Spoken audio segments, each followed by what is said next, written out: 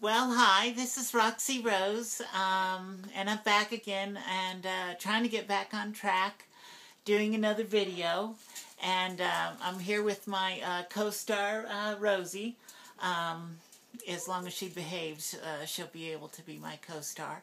I tried to make this video earlier today, and it ran way over time, too much information. And so I had to kind of condense it. And if you don't know, my videos usually have to do with transitioning late in life. I'm 49 now, and I started transition when I was 47. So that's a bit late, but it's never really too late. But the problem that us trans women in middle age or mature trans women have is that, for the first time in our life, we're finally getting our physical bodies in line with our emotional and mental side. At the same time, our physical bodies are busy falling apart due to old age. So we run into some difficulties. But not to say that the younger trans women don't. It's just that sometimes we run into different problems here and there. But today what I want to talk to you about is the dreaded C word, cancer.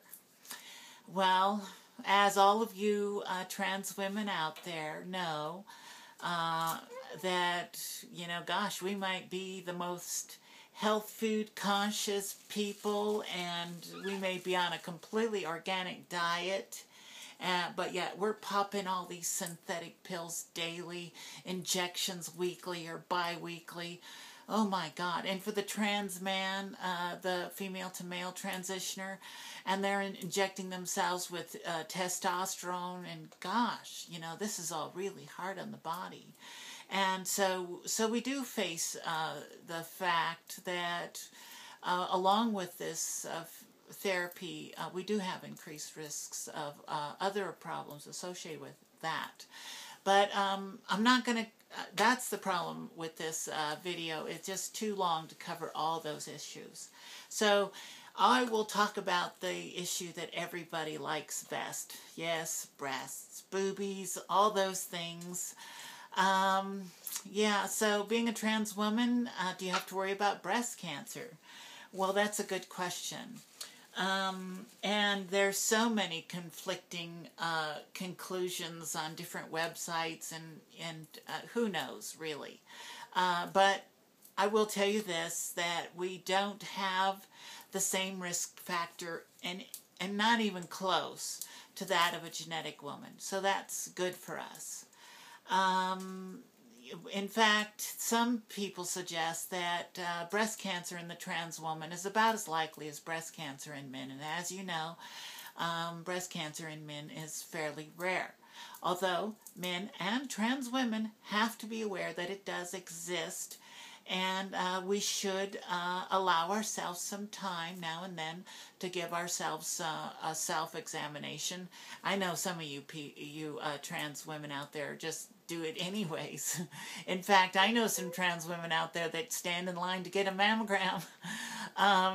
Even though the medical society has kind of taken a step back from mammograms for even genetic women, because they have come to the conclusion that they're not needed. But really what happened is that these mammograms were picking up tumors the size of a pinhead, and people were getting panicked, running to the doctor, and the doctor has to get panicked because the doctor's afraid of missing something or misdiagnosing something. So then operations and biopsies were being done right and left too frequently, causing more damage than these tumors that probably were not invasive or malignant anyways.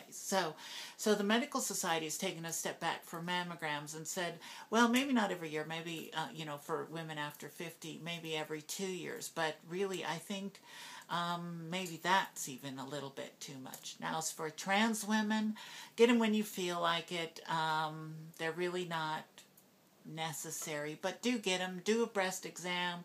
And for you trans women that just can't help themselves, go ahead, make an appointment with your family practitioner and get yourself an exam.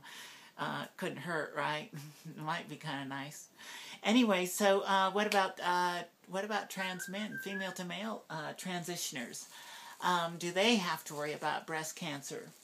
And I know that my viewing audience is predominantly trans women. But yes, if you're a trans man out there, female to male transitioner, even if you have top surgery, you can't get all the breast tissue, and you do have to be concerned about breast cancer. In fact, because of the high levels of testosterone that you may be taking, and if you watched my other videos about hormone therapy, there are some hormones that could cascade into different hormones. Testosterone is one that can cascade back into estrogen, not something you want as a trans man, and actually then can cause a higher risk of breast cancer, something to be aware of. Okay, so that's breast cancer. Sorry if I'm going a little fast. There's just too much information on this. But then, okay, so now for the trans woman, the mature trans woman, what about prostate cancer? Oh, poo, Oh, and I have to make you aware of some things. I cannot believe how many trans women out there don't even know what a prostate actually does. And they don't know that you don't lose it if you have gender reassignment surgery. No, it's not something they take out and discard like your testes that you could hang from your rearview mirror after. The prostate is going to stay with you. It's a much too complicated and invasive operation or surgery to remove, and you wouldn't remove it from that area anyways. A lot of times they'll come in from the side. It's quite a difficult procedure. And then removing the prostate, every time you mess with the prostate, you run the risk of incontinence, because the prostate surrounds the urethra, and it's right next to the bladder and rectum, and oh gosh, yeah, don't mess with the prostate. So those trans women out there that have the diagnosis of having prostate cancer, or they think they may have prostate cancer or something like that, it's not something to hope for. I heard one trans woman suggest that she was diagnosed with prostate cancer, and it was kind of a relief. But no, you don't go that route. Don't go home and start wishing for prostate cancer. If you have problems with your prostate, get them checked out. I myself, in my younger days, I had, the worst prostate. It just gave me so much trouble. And if you don't know what the prostate does, it's what secretes some of the seminal fluid that helps the semen move faster and stay alive longer, or something like that. It is part of the fluid that comes out when you ejaculate.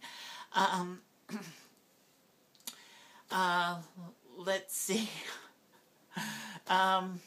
So, gosh, I lost my train of thought. But so anyways, so yes, during gender reassignment surgery, or SRS, you're going to leave the prostate intact.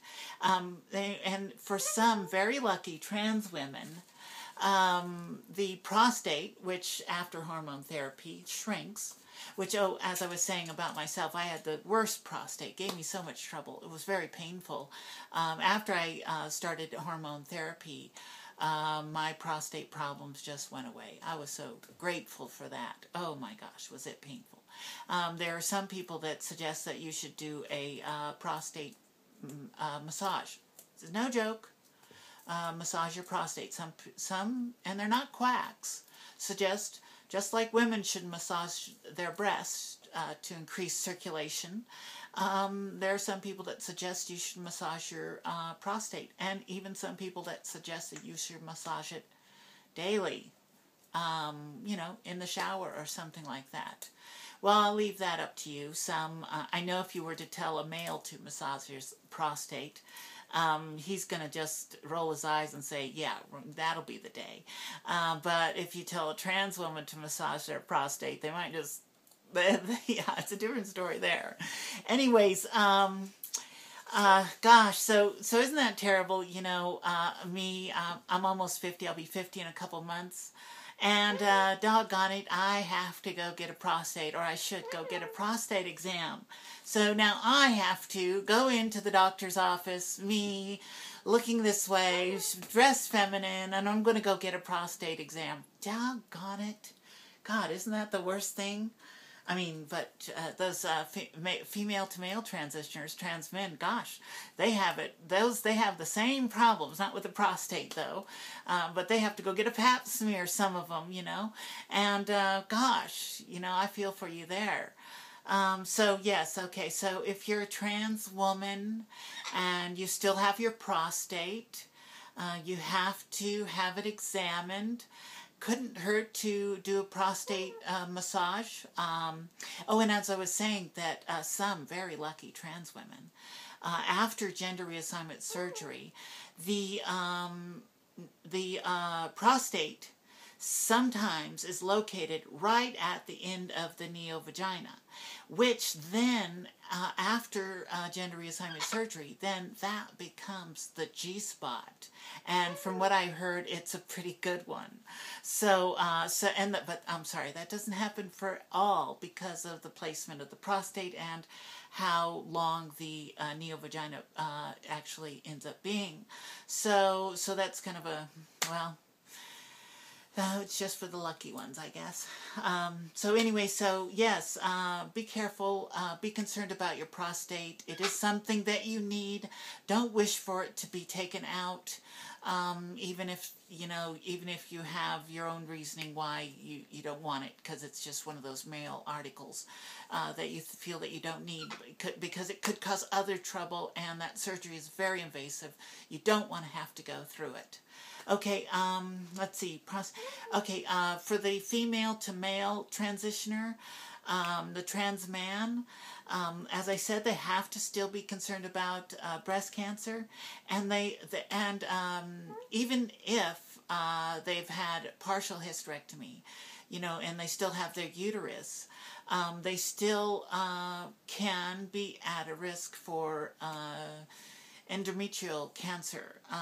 So still something that should be concerned about. And you trans men out there, you know, you have to keep up those pap smears, just like we have to keep up our prostate exams. So something to be concerned about. Also, you hear a lot of talk about, and I'm kind of going back here, because like I said, there's just a lot of information. It's kind of hard to retain it all. You know, when they first started hormone therapy for genetic women, they started giving women estrogen, and it was estrogen only. The doctors didn't think there was any need for progesterone. And that's still the case with trans women. A lot of doctors say estrogen only, and some doctors say, no, you need the progesterone. Excuse me. Well, doctors found out that estrogen only caused breast cancer, a higher risk of breast cancer.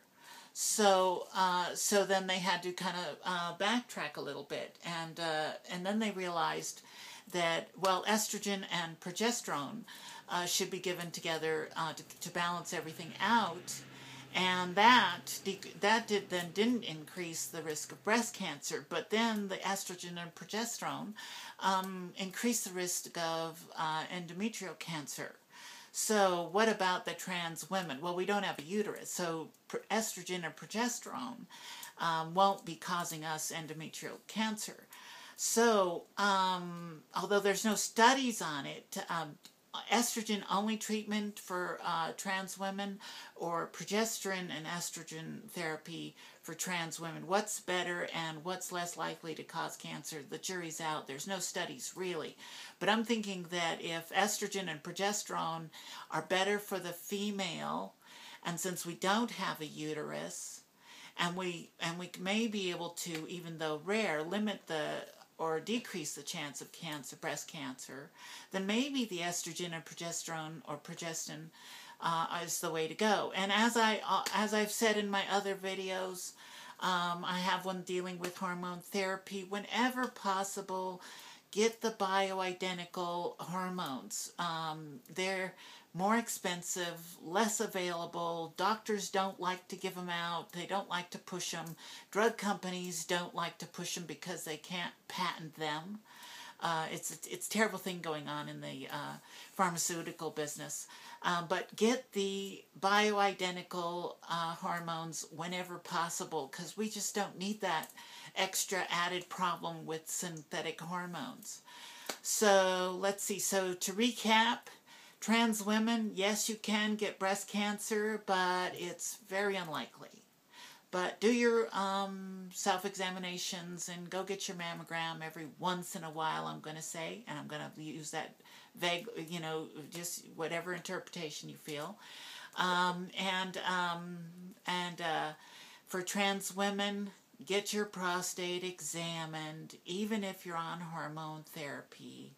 Go and get it. You might not have to get it as often as a male gets one, but go and get a prostate exam, especially if you have any problems with your prostate.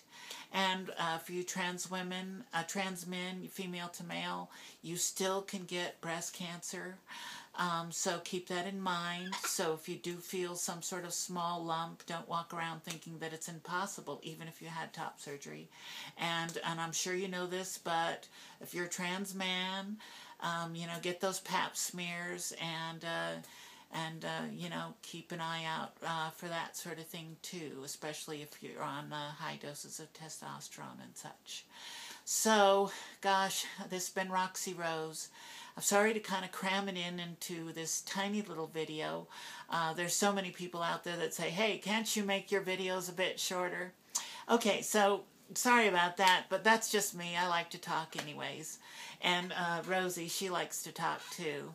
Anyway, so this has been Roxy Rose, and talking about cancer, the dreaded C word.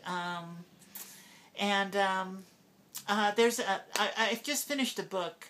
I finished it a little while ago, and it struck my interest, and I wanted to ask you, please, to, I'm kind of curious, and the book that I read was about birth order. I've read a couple books about birth order, and I'm a firm believer that has a lot to do with what you become later and your personality traits. I mean, it just makes sense to me.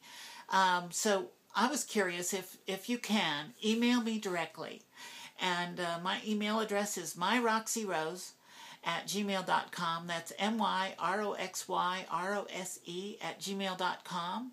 And I want to hear from trans men and trans women. And just send me a little note telling me your birth order, and if you can, the ages of your siblings, different, 5 years between the next one, up, down, and so on, and girl or boy, etc. And this is just for me. I'm just curious, and see if there's any common factors regarding birth order and transgenderism. Who knows? It just crossed my mind. I thought it'd be an interesting subject to talk about, but that'll be for another video. So this has been Roxy Rose. Love all your comments, and love yourself. Even if you're a late transitioner, don't give up hope. I know a lot of you have spouses and families, and you need to take care of those things the way you see fit. And it's never too late. And if you don't get to transition, you're still a good and wonderful person. And love yourself, and know in your heart and in your mind who you really are, and let yourself feel those really pretty and beautiful feelings. So this has been Roxy Rose talking about issues regarding the mature transsexual, and hopefully I know it, I'll be doing some more videos soon, and I hope to talk to you soon. And Rosie says goodbye, although she hasn't learned that word yet. She's thinking it. So this has been Roxy and Rosie. Goodbye.